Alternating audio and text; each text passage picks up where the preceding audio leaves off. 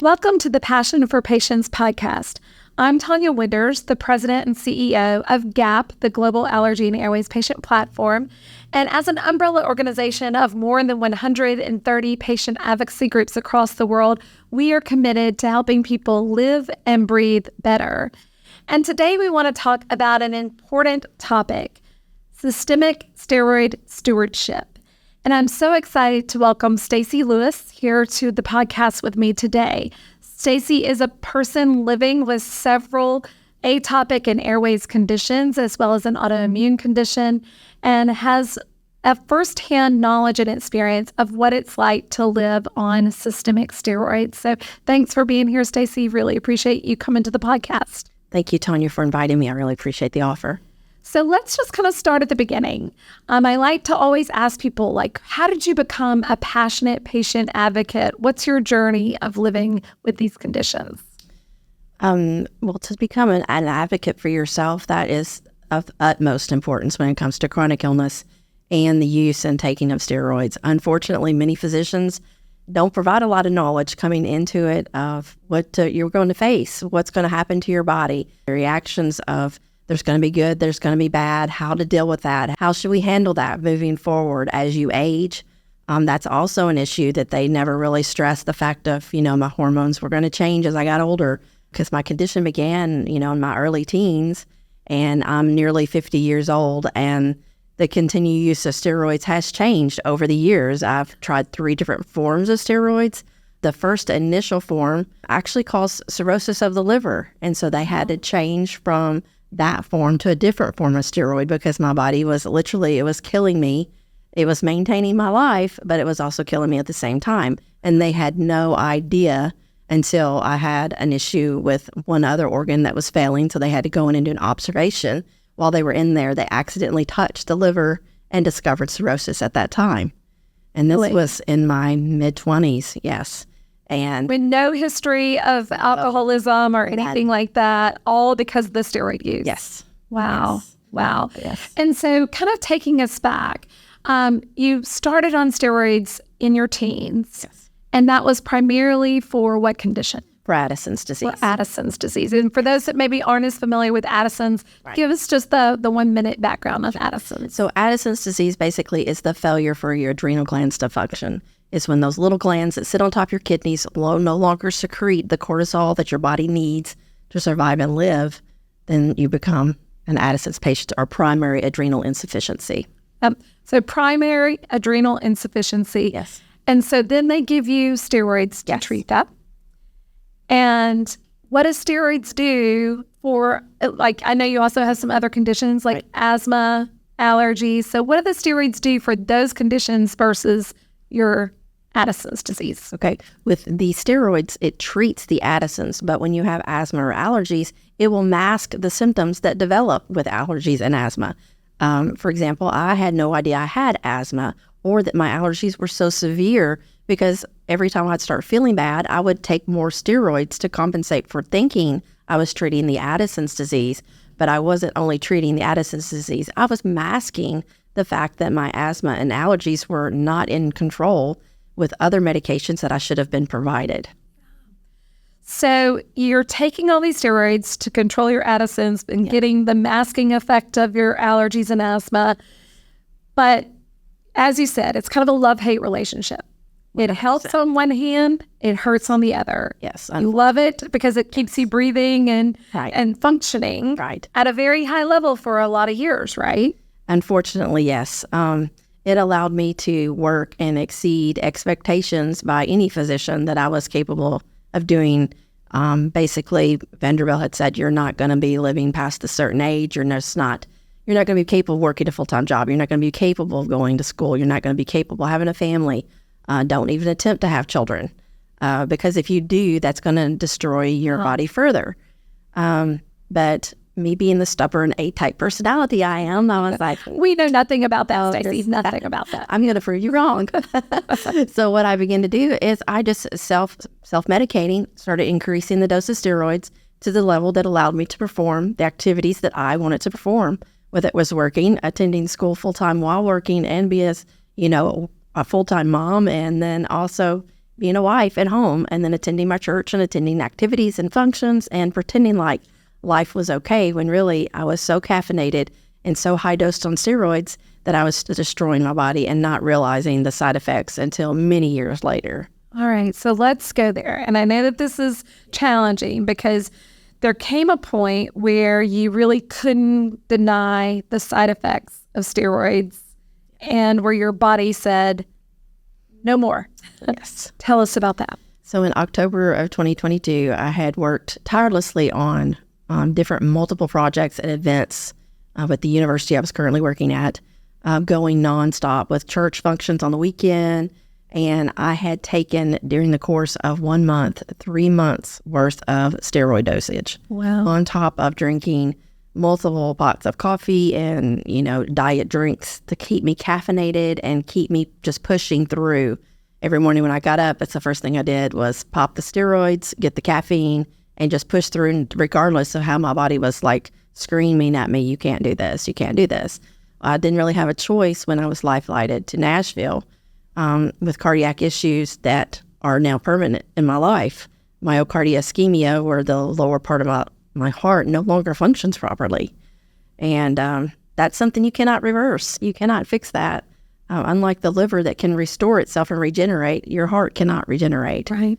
And the cardiologist gave me an option. She said, would you like to live 6 months and continue doing what you're doing at the high pace, high rate of steroid use and caffeine, or would you like to live a little bit longer, but on a maintenance dose and realizing to listen to your body, and then you no longer can function at this level. Wow. So that's a wake-up call for sure. And no longer can you sort of adapt, normalize, move on. You have to come to grips with, okay, this has created some short-term side effects and some long-term side effects that I really need to reevaluate. So when we talk with people like you that are living with these conditions and on steroids, oftentimes the short-term things, mood disturbance, sleep disturbance, I gained some weight, my face changes, those kinds of normal things with prednisone or systemic steroids. Yes. Did you experience those kinds of things? All of those things. And unfortunately, with Addison's disease, if I don't have enough steroids, I have the mood issues and just feeling bad and feeling depressed. But at the same time, when I have too much steroids, I can also be very agitated. So it's a hard line to kind of figure out where's the balance at. I'm on a balance beam and I've got to hold the pole just right with my dosage, or I'm kiltered one way or the other. Yeah. And unfortunately, the side effects of my face swelling up and down, just like some days it will be swollen more than others. Even now, after taking them for nearly 30 years, that just comes with it. I mean, if I want to get up and go and do something that my body is like, you really should just be in bed today, and I push myself through it and take the steroids, immediately I'm going to start retaining some fluid in my face, and I'm going to feel the nervous anxiousness of the buildup of the steroids. And then once they play out within my body, I metabolize them, then I'm just rock bottom. I just can't. I'm crashing. I'm just so exhausted. Oh my goodness, I cannot believe I did this again. But there again, with me wanting to be the do-all, for-all, be-all person, I just continue to try to remind myself, I can't do this anymore. I can't push. No longer pushing is not an option, because pushing means I could end my life sooner than I really want to. Yeah. So that takes us to the long term, right? So the things that, again, are well documented is that you've got osteoporosis, thinning of the bones. You've got cataracts, the risk of cataracts, the risk of heart conditions like you spoke about before, sleep disturbance, mood disturbance that becomes more anxiety, depression, mental health issues, much, much higher with that maintenance, ongoing systemic steroid use. What about those things in your life? As I've gotten older, I'm realizing that a lot of the thoughts and the depression I was dealing with was Steroid related. It's the long-term use of the steroids. It's because before I started the steroids, my body was in such bad state of repair for lack of treatment. And then once I started taking them, I thought, wow, this is great.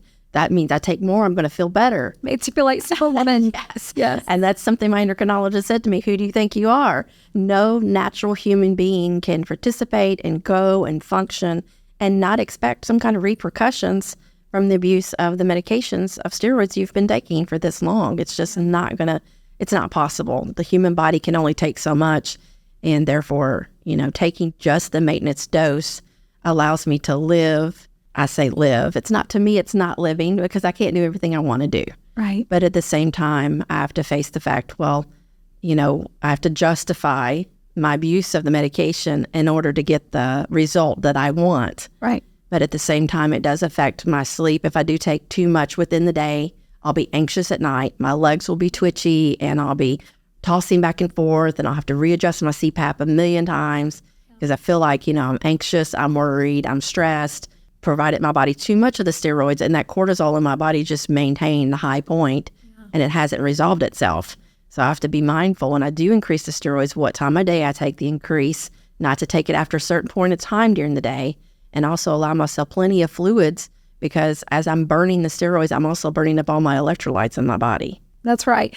And so you talked about this earlier. Most of your doctors didn't go over the risks, short-term or long-term, of the steroid use because it's what they had to treat you with on the Addison side. Yes. They didn't really consider all of that. You didn't have those conversations. Well, no, and actually they didn't expect me to live this long. I mean, the initial response from Vanderbilt was 35 years old, and my family had come to accept that fact, and everything began to revolve around me and how things happen in the family, and the scope of the whole family dynamic changed at that point with my diagnosis. And then somebody telling them, hey, she's not going to live that long. Well, then everybody started catering to me about everything, which left my siblings behind. And then my older sibling, who couldn't handle the news, he and I were very close growing up, and he just distanced himself for years. And then finally, when we reconnected, he said, I honestly never thought I'd hear your voice again or I'd ever see you alive. And he came and Heartbreaking, right? As a sibling to think that might be the... And I know it's cost you in your personal life tremendously. We talked a little bit about this off camera, but, it's hard being married. Yes. And going through those mood disturbances, going through all those near-death experiences and the long-term effects of the conditions and the treatments of the side effects of the steroids. How has it impacted those relationships? 100% it's impacted. I mean, especially, I'm divorced currently, but I was married for 18 years. And during that time, I worked full time and, participated in things and go and do like I always wanted to. But when I came home, it was a choice that I had to choose, that he would be very upset and didn't understand. How can you go to work and you come home and you just can't do anything? You hit the wall. I had to stop. And then the weekends, you're sick every weekend. It just got to the point, he said, I just can't deal with this no longer. I no longer can have a wife who, when she comes, she can work and be fine at work, and she comes home and she's just basically dead to the world, goes in the bedroom and just in the bed for the entire time. And so there had to be a decision, well, am I going to continue doing what I'm doing, or am I going to be a wife and a mom? Because I helped raise his daughter during those years, and it just came to a head. Well, we both decided he wanted to be with someone that no longer required this much care and attention, that it was too much pressure, too much to take on. And honestly, dealing with someone with a chronic illness, I've always been sick. So for me, I didn't think about the weight of that for anyone, my family especially.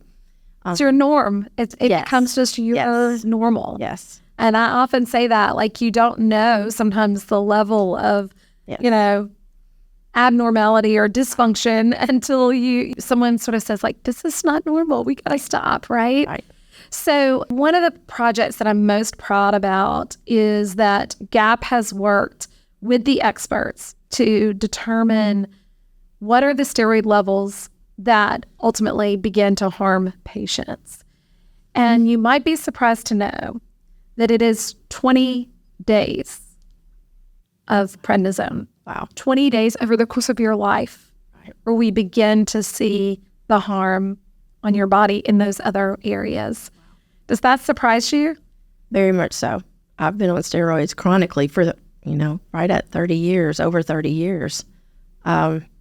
It's very shocking that only 20 days over your lifetime. That's a hard pill to swallow. And knowing that how much they prescribe to me, how much they have, especially when I get sick. I know they're trying their best to help me combat an illness or an infection. Like, for example, when I had COVID, my endocrinologist told me, if you get it, you're going to die. That was her blunt, plain thing. Do not get it, because I don't know that we can save you, because you've been on steroids for so long and your body's so adapted that even at the increased rate, with all the preventative measures we can provide, I don't know that your body can sustain what you're going to have to endure.